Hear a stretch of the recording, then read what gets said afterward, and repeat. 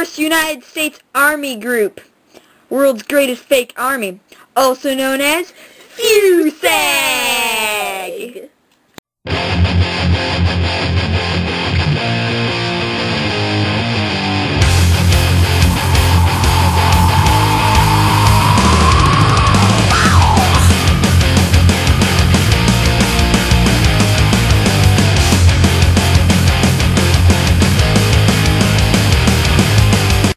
FUSAG's mission, world domination. JK, LOL. Actually, it was called Operation Fortitude, one of the most deceptive and most important operations of World War II. The mission, to not increase Axis troop presence in Normandy, France.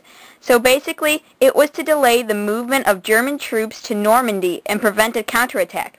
It was also to convince Germans of additional assaults. One of the additional fake assaults was the ever-famous Pas-de-Calais. It seemed, to the Germans, to be much more logical to attack Pas-de-Calais than to attack Normandy. To get from England to France, the shortest distance is between Dover and Pas-de-Calais. Also, beaches there were not as easily defended as they were at Normandy. This was to make the Germans think the attack at Normandy was just a diversion and that a bigger attack was going to happen at Pas-de-Calais, which caused the Germans to leave most of their troops at Pas-de-Calais. This fault is what caused the Germans to fail at keeping Normandy and allow the Allies to go through with D-Day. After the invasion of Normandy, FUSAG was left until September to screw with the Germans' heads. How did FUSAG manage to pull off this amazing feat with only a few soldiers? FUSAG was able to confuse the Germans in a variety of ways. They actually had a base that was settled in Dover, England. It had buildings, tanks, cars, and even radio broadcasts. The Germans flew over this base a couple of times to get info. Unfortunately for the Germans, they thought this was all real. The only thing real about this base was the buildings. FUSAG actually had inflatable tanks and cannons made out of wood. Even their important radio broadcasts were mere conversations between the soldiers.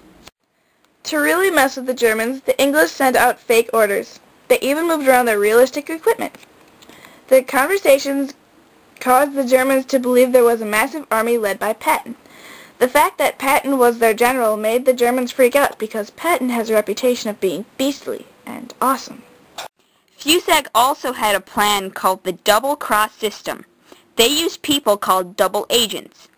These people were German spies who got caught or turned themselves in and were hired by the British to give fake info to their German leaders. 3 of the most successful and important double agents were Juan Pujol, also known as Garbo, Roman Sch, also known as Brutus, and Tricycle, because his name is like, wow. Operation Fortitude and the double-cross system combined with FUSAG turned out to be the greatest diversion of the war.